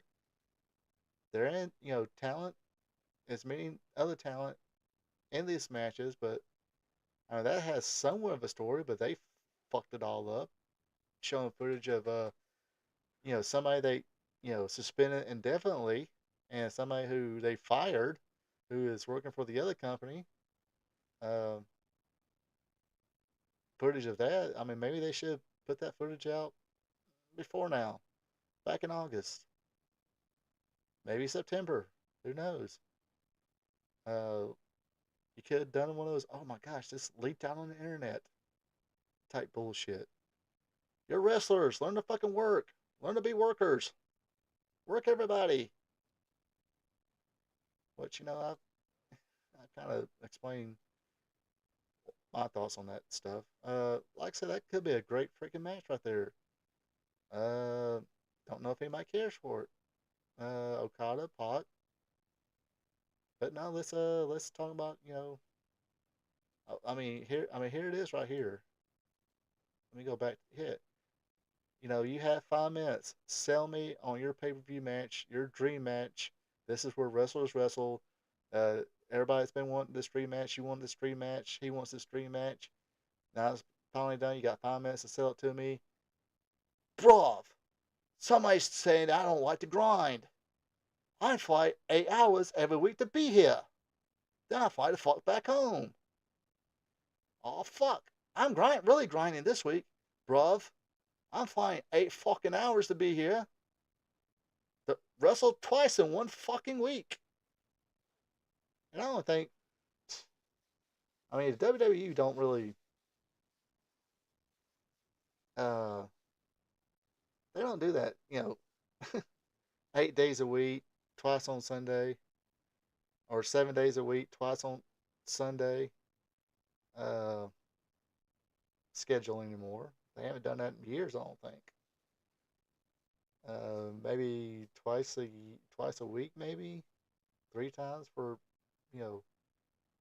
Well, no, I don't think they do the house shows on pay per view weekends, but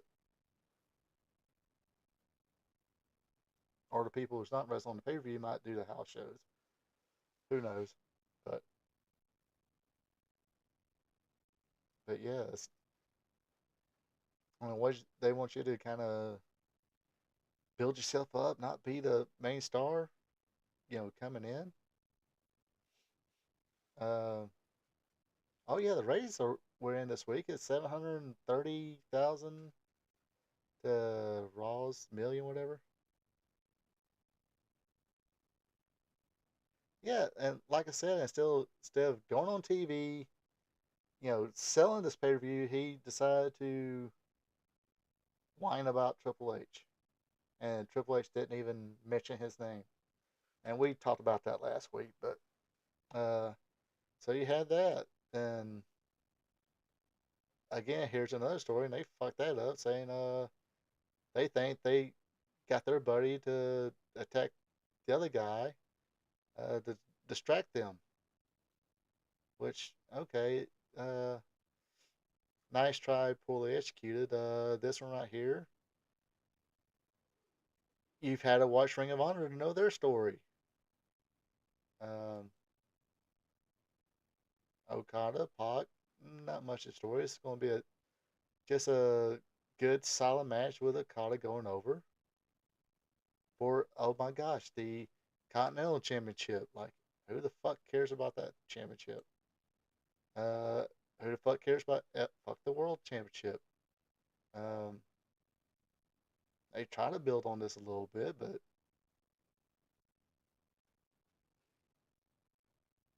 last night just kind of was cringe. That little segment was cringe as fuck. They try and do a little story on here, but Tony Storm is just that character is just fucking over. I don't know. People are not as with it as they used to be. Uh, the chin up, tits out, watch for the shoe thing has kind of ran its course. Um, she makes her entrance, and that's it. Nobody cares. Fans really do love her, but I think they really know she's going to have to take a huge, huge back seat now. And a lot of these females are going to be really left in the back thanks to Mercedes Monet or money. So they might want to get their resume, prepped up and either go to Japan or, sure, sure, Paul Levesque, I'll grind. Where do you want me to grind at? That did not sound right. uh, no, you want to work NXT? Sure, I'll do NXT.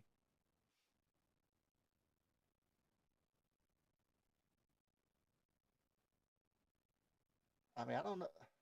Willow could probably be I won't say the big star in WWE, but she'll definitely be a popular star. I think she's just got that certain personality that can really click with fans. But I ain't talking about she'll be Charlotte level, Becky Lynch level, or anything like that. Yeah, women's matches are yeah, yep, yeah. Uh, if you find one decent, they go from decent to.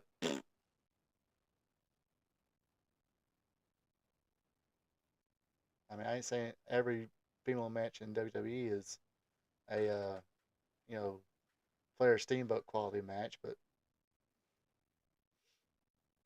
they have a lot. You can remember a whole lot better matches in WWE female division than you definitely can in AEW. Let's see. And I mean, I'm sorry, Adam Copeland, Edge was great, but the feud with you and Christian was great. Maybe this would, you know, this might end up being great, but I just don't give a care for that fucker right there. I don't really care for Big Brody King either. Oh, he's a great big guy wrestler, but this personal reasons, I just don't like that fucker. Eddie Kingston, I just think he fucking sucks. I'll just put it right there. And I done said enough about the acclaimed and uh, gosh, Bullet Club Gold. When your contract's up, give Paul a call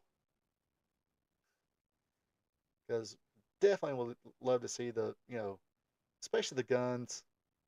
Good gosh, yeah, he has a match. Of course, it's a six-man tag, so he can wobble around and just stand there and everybody running to him. Uh, but yeah, even Jay White, love to see him in WWE. Juice Robinson, even though he was in NXT full time, love to see him back there. Now he's, built up a name for himself. I guess he's injured now, and hopefully he'll come back soon because I really dug Juice Robinson. He was funny as hell. I thought he was entertaining. Jay White's a lot more entertaining I thought he was going to be. The Guns are they're just WWE, maybe NXT, but gosh, they ain't going to stay at NXT long. They're just so fucking good. Head and shoulders above. As far as young talent, not name talent, uh, but young talent, the Guns, man. I can't I can't say enough how good they fucking are. Yeah, it's like they gave him the Ring of Honor Trios Championship, but like I said, I hope they do beat the Acclaim, be the AEW Trios Champion. Okay, I get it. They're a group. They should have the Trios Championship. Good. Put them back on Dynamite. Let them fucking run roughshod on people. Um, he shouldn't have lost against MJF, I don't think, but I guess they was doing the devil thing and blah blah blah. But how they did it, where he's just coming out with one, you know, I guess his knee was injured in that match. Whatever the fuck, they didn't have to do that. They just could have had a straight up match and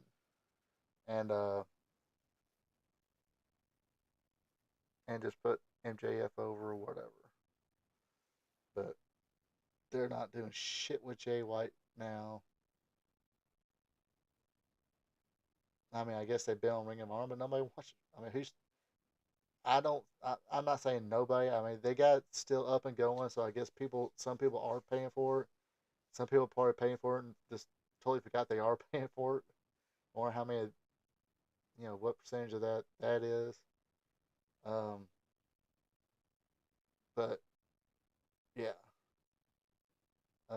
So yeah, the Guns again, just like who else did I mention before that? Must have been Willow, or it must have been just the Guns. It's like as soon as that contract's up, I don't know how much heat Billy has with you know Triple H or Paul Levesque or whoever. I don't think that much heat. Uh, Paul Levesque is a pro. Obviously, he's got to be seeing their matches and how well they bump and sell and shit like that for everybody. God knows how good they can be in the WWE Tag Team division. Them against DIY will be good. Them against New Day will be good. Um, them against the Creed brothers would be good. Uh, them against the Austin Theory and A Town Down Under. I forgot the other guy's name. Sorry. That would be good. Yeah, I mean the guys should be as far as like I said, as far as their young talent, not named. I mean, I guess they're named because of Billy Gunn, but they've kind of they don't use her dad really. They kind of came into their own now in the past year. They're kind of another tag team where it's like or the PWI, most improved. They improved all, especially in the last couple of years, and improved a lot. Uh, Enjoyed watching them. But of course, they're here on the 0 hour. Why? Who fucking knows? You could have put, you know, one of these women matches on the, 0 hour. Unfortunately, probably been, Julie Hart versus Willow Nightingale, which it is what it is.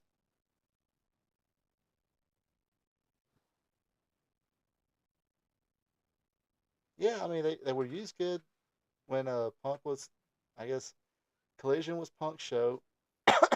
Supposedly it was going to be Jay White's show after that. Once they fired Punk, I think the rumor was it was going to be Jay White's show. Then somehow it became Brian Danielson's show. I guess now. Who fucking knows? Because nobody fucking watches it. Which I mean to be fair, it's like I said when it first came out. It's like it's going to be a hard sell to get people to watch a wrestling show on a Saturday, especially now being 2024, especially on prime time. People got stuff they want to watch on prime time. They already got their routine down. What they watch on, there's people home on Saturday night, they got the routine on what they're going to watch. It's probably the HBO movie of the week or what the fuck ever, Netflix and chill. Uh, or Tubi and Bone. Um, y'all can laugh at that. Or, I mean, being wrestling fans, that's where most of your small indie shows, I say at least 95% of them, your small indie shows take place on Saturday night. So at least twice a week, or more if they, you know, if they're like here, there's probably a different indie show every Saturday within reasonable driving distance. So they're hardcore enough to drive to all those shows. Um, so there goes a lot of you wrestling fans right there.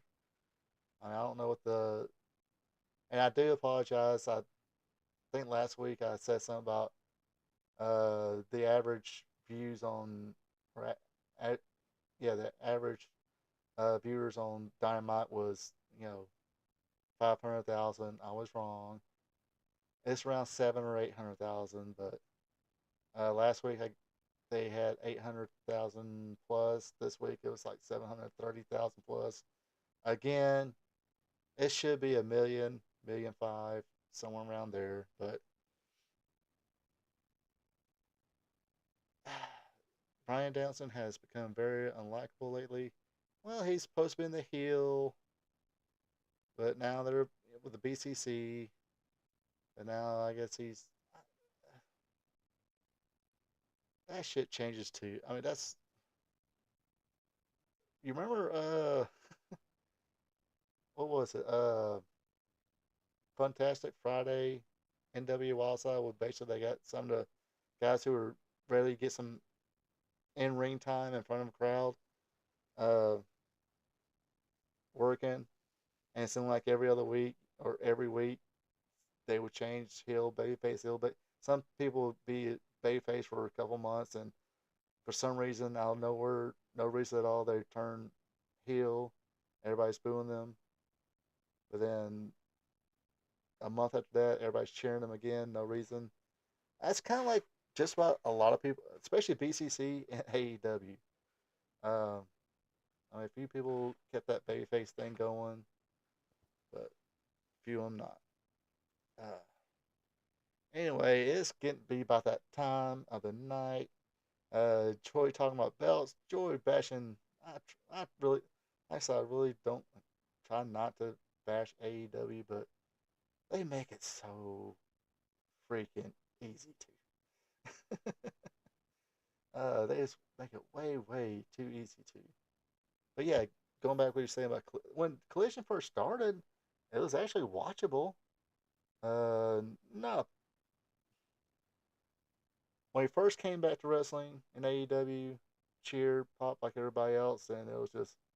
Uh, then seeing him in then when he came back Collision, eh, whatever. Collisions was good shows. It was just him being, eh. Uh, now it was cool to see him back in the WWE. I think that's where every fan really wanted to see him back in AEW. Of course, me being back me up on this one. I said, hey, never say never, and everybody's going to pop when he does. Eventually, I said eventually he's going to return.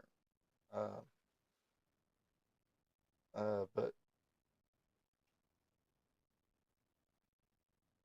mean, it took a long time, but eventually he returned to the WWE. He had to go to another company, and I mean, how bad were they, internally for CM Punk go, fuck this shit. Hey, Jungle Boy, let me punch you in your fucking mouth and get fired.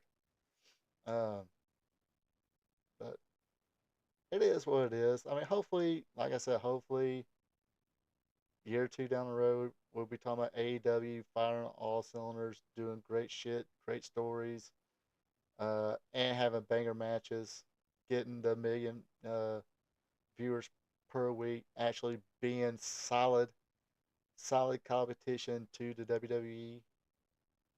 I mean, I ain't saying do outlandish storylines or anything. I mean, you can do grounded storylines. I was actually, um, like I always thought that WCW, they were never going to compete with the glitz and the glamour of the WWF, WWE, but they still could have had a nice big, you know, fan base, drawing money and stuff like that if they kept the story. Actually, I was talking about this about Kevin Smith. Kevin Smith, if you don't remember, independent film director, Clerks, Mallrats, Chasing Amy, Dogma, Jay and Silent. He was Silent Bob of Jay and Silent Bob. Uh, but not sure what happened. But if he just stuck with telling grounded, relatable comedy stories, he could have be, uh, I ain't saying be Oscar winning films. Maybe would have slipped in and got an Oscar or something like that. But as long as he kept it entertaining, grounded, and everything else. Because as far as dialogue, at one time he wrote probably the best dialogue in movies, especially his movies. But somewhere down the line, he just, mm, I mean, I know what it is, but this ain't the show to talk about it. But maybe he did. Maybe that plus, a little too much, um, maybe. But I mean, if he just done grounded, relatable, entertaining movies, he could have. He could be still making, you know, movies with top stars. Like I said, probably. I mean, nowadays, a small movie might be 30 million bucks. Those movies would have made, triple that probably. Probably 100,000, whatever. Probably maybe 100 million or something like that. But hey, you spent 30 million, make 100 million, you're still gonna be making movies because you know, basically how it works. If your movie if the production all costs 30 million, add in another 30 million for advertising and all that bullshit. So basically, a movie has to make uh, a $30 million movie will have to make north of 60 million plus to where once they hit 60 million and above, that's when a movie actually will start making money. So if you ever look at movies and say, okay, this movie cost $100 million to make, oh, this movie needs to make 250 actually start making money, actual money. Uh, so yeah, if he was doing $30 million movies for and making $130 million in the box office, he would still be making movies and stuff like that. But he just fuck on. I guess he didn't mind, just ran out of ideas or whatever. But going back to the rest of the part, AEW, they don't need to fight. I mean, just keep it grounded a little bit. Just, I mean, you got talent there. You don't have to do the glitz and the glamour like WWE has to. Even though WWE's, I think they're starting to fall back a little bit. And I mean that Bloodline, the Cody story, so that was pretty grounded, and it can be relatable. You put that you're trying to uh try and get that promotion at work, been get denied, and then finally get it. Hey, finish your story. Uh, Somewhat relatable, but it's something that people can latch on to. Especially in sports times. I mean, How many times has your favorite team been to the championship game and lose and lose and lose, and finally win it? Uh, the '90 Braves, uh, 1991, they went to their first World Series in forever. Had that long streak, but '91 they lost. '92 lost. '93 got put out in the National League Championship Series. '94 strike, but came back and finally won it '94. So if you're a sports fan, stuff like that could be relatable. And they can do it here, but uh, the Kevin Sullivan Machine review talked about. He had a conversation with Eddie Graham. There was a match between Tony Charles and Les Thornton, I think it was. And him and Kevin Sullivan, Eddie Graham was watching this match, and they were saying, "Hey, Kevin was like, man, this match is freaking great," and Eddie Graham was like, "Yeah, it's a great match, but it won't draw me a freaking dime. That's the reason I gotta have some of the bullshit to go on. Got to surround the bullshit with wrestling." So, uh, so lot of good wrestling, not enough bullshit, or not or me in particular saying you gotta have story. Uh, I mean, look at everything in entertainment. What's the biggest complaint?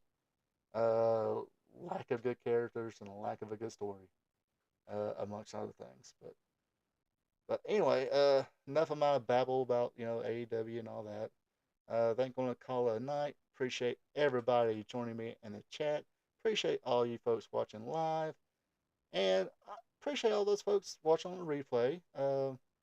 Tomorrow night, don't forget, I will have Classic Wrestling Friday night. Going to discuss a little history on what happened on 419 through the years. Also, going to do some, I don't know which show, but I think I'm going to play some more Continental Championship Wrestling tomorrow night as you watch along. Tomorrow, I'll make sure, not before I start to watch along, I'll have the watch along here for everybody watch along, and my, I'll babble along to it, sharing my memories and reminiscing and shit like that. But I'll put a link in if you watch it live. I'll put a link in the chat. If you don't want to listen to my babble, you want to listen to the original commentary, or a mixture of the two. Uh, Be feel free to do so. So I'll put a link of the show, the actual wrestling show, my commentary free on the chat, and I'll play it here for anybody who wants to watch me babble and share my childhood memories of the show. And this time I'm trying to pick a show tomorrow to where, like I said, gonna be doing a lot of like that kind of prepping tomorrow. Because guys, I love to wing it. This is how amateurs do it. But hopefully we'll have some fun. Like today, I kind of had an idea what I wanted to do, but pretty much winged this one. But uh, that's what I like to do for now. Um, well, I should be more organized, but maybe one day they'll come. But anyway, like I said, appreciate everybody watching, joining the chat. Please join us tomorrow for Wrestling Gold Friday night, where we talk about classic wrestling stuff. And until then, you folks have a good one and take it easy. Hey there, thank you for checking this out. If you enjoyed it, share with friends, like, comments, and hit that subscribe button. You can also check me out on social media, Facebook at Ronald Ray, on X or Twitter is RPATRPTV46. Until next time. So long from the peach state of Georgia.